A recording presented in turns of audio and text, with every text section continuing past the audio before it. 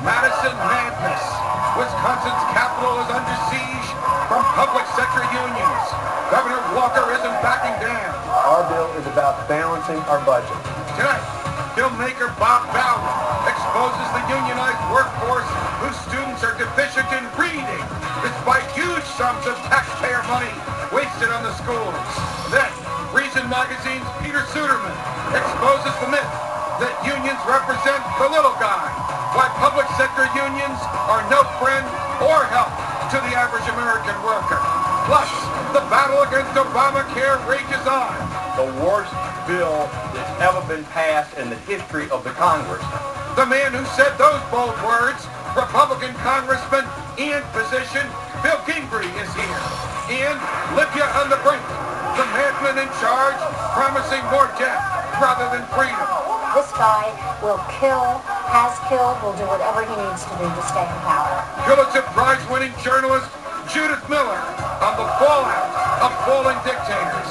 All that and our freedom fighters, Charlie Gasparino, Leslie Marshall, Lou Rockwell, on how the Federal Reserve and its money-printing schemes are to blame for the unrest in the Middle East.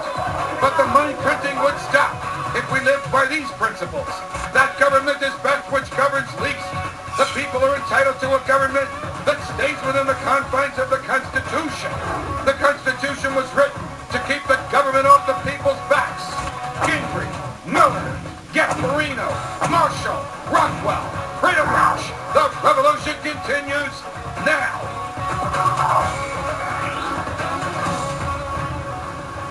Tonight on the docket, unions, collective bargaining, and so-called public servants.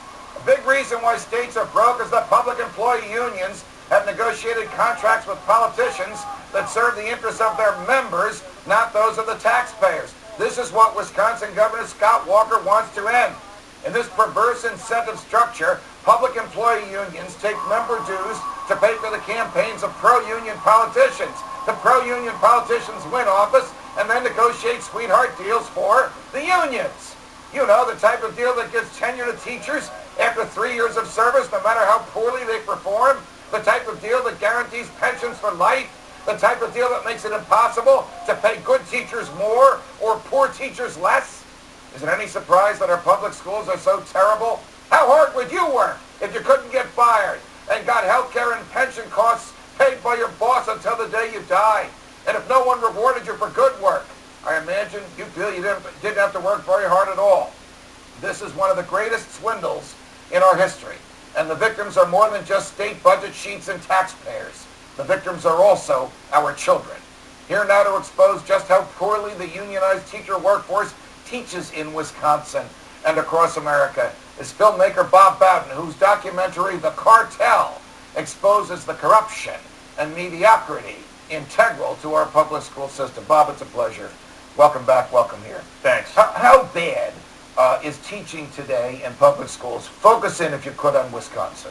Well, all you have to do is look at the NAEP numbers. It's called the Nation's Report Card, administered by the U.S. Department of Education. This is a statistically administered test to all races and incomes, given in all 50 states, by the way. Right. And in Wisconsin, only 45% of fourth graders test. This is the 2009 test, the most recent for which there's data available. Right. Only 45% test proficient in math. And by the time they're in 8th grade, it drops to 39% proficient. Now, there are no riots and protests over that. Right. There's no riots and protests when they can't fire an alcoholic teacher or just a teacher who's no good or maybe not talented. That seems to go fine. Or a failing school that may have for generations in Madison or Milwaukee not served its students. Never any riots for that, only when it comes to these pensions that are really untenable in the current economy. Here's my belief as to why there's a serious problem with education in this country, because there's no real competition. The teachers know the kids are going to be in the seats, and the taxpayers are just going to be sending in the money, no matter how poorly they do. So they have no incentive to do a good job, because there's no other place those tax dollars and those kids can go to. Yeah. With few exceptions. Some people are wealthy enough to pay the taxes and send their kids to private schools. Right. And, you know, there's a wide, obviously there are thousands and thousands of public schools, so there are some great teachers. There are some great schools, because they just happen to have really inspired leaders, maybe, in those schools that are kind of out-of-the-box thinkers. Right.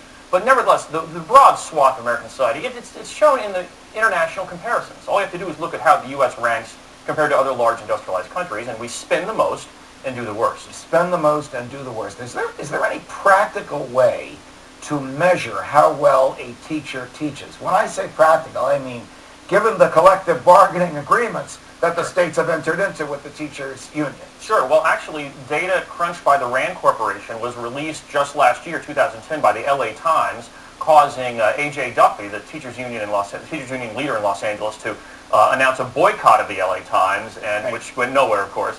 But this was, it's called, it's data that's used over time where they can aggregate. It's not just do they pass or fail one test? Are your students proficient? It's how do those same students do the year before they're taught by you, the year after they're taught by you, and versus the year they are taught by you. And so you can aggregate 7 or 8 years of this data, hundreds and hundreds of students, and come up with how far you bring them during your year. It's not just proficiency, it's how good a job you do as a teacher. Here in New York City, they have the notorious rubber rooms, Right. places where teachers who are such lousy teachers that they can't be allowed to teach, but they just sort of sit there during the day and do whatever they want to do. They're not exposed to the kids, and they get paid. Is that unique to New York City, or does that exist wherever these collective bargaining agreements are? No, actually, in most places, those kinds of teachers just sit home and collect pay. It's actually unusual to have them show up somewhere and read the newspaper and collect pay. In fact, New York City schools announced that they were going to be getting rid of those rubber rooms. So whether or not they're sitting at home or whether they're showing up to the rubber room is really not very meaningful to me. The fact is that you virtually can't fire a bad teacher. Well, how could that be that you can't fire? And I have not read these collective bargaining agreements. You've studied them, and you've done this great film about them. Do they actually allow people that don't know how to teach to stay on the payroll? You wouldn't believe some of these agreements. First of all, yes. Secondly, I talked to Joel Klein, the former chancellor of New York City Public Schools. He had a contract one year that I wrote about, and then I met him and discussed it with him, where the amount of hours that they were supposed to teach was down to the seconds, not just minutes, but it was something like 7 hours, 15 minutes, and 30 seconds a day that they had to teach. If they teach any more than that, they eventually, and as we show in the Cartel movie, teachers who want to stay late and work harder than the union says you're supposed to in a contract get pressured and intimidated by the union not to. They're making the other teachers look bad. So the unions do not help hardworking teachers that are interested in the kids and want to get ahead. No, I get emails all the time from people saying, don't use my name, but I'm a teacher, and I agree with the Cartel movie, or yes, my union rep is not representing me, what can I do? They just want to get an administration job in the school instead of help me. So unions are not supported as much as you'd think by the very teachers themselves that they're supposed to represent. Is The Cartel, your great documentary, still out there? Thanks. Oh yeah, well the DVD just came out in December, so the thing that's great about the DVD is you can pass it around. We believe in preaching beyond the choir. Right. So sometimes just the downloads, if you just download a movie these days, as you can do on iTunes or other ways, on demand, you just haven't watched it yourself, but the DVD you can pass around. All right, we're talking to the only self-professed libertarian filmmaker in Hollywood, and the movie is called The Cartel. Bob Bowden, thank you very much for joining us. Anytime. Thanks, Judge. When it comes to the public perception of unions, people tend to think that they're looking out for the little guy, fighting against those evil big business types. The same big business types that offer all the jobs. With us now to debunk the little guy union myth is Peter Suderman of Reason Magazine. Peter, welcome here. How is it that the unions have acquired this mythology and that a lot of innocent, well-intended people accept it, that the unions look out for the little guy, and without the unions, big business and big government would steamroll over their own workers? Well, there's this interesting meme out there that suggests that the unions are looking out for the little guys, like you said, that they're on the side of the little folks and the workers, and on the other side is big corporate money. Well, guess what? The unions are big money. If you go back until 1989 and you look at the top 10 political donors to political campaigns, about half of them are union donors. If you look at, that money is going mostly to Democrats. If you look at last year and you look at where big corporate money is actually going, every single one of the top industry donors to campaigns last year actually donated more money to Democrats. So you have unions donating to Democrats in really big numbers, and you have big industries donating to Democrats in big numbers. They're all funding the same folks.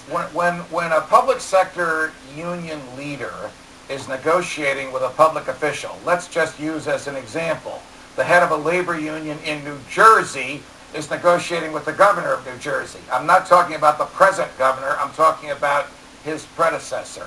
Is there sort of a, hey, Governor, here's what our 25,000 or 70,000 members can do for you? Is that type of thing stated in the negotiations, or is it sort of a wink, wink, nod, nod, nod? You know how many votes we can muster on a given November when you really need them, Governor.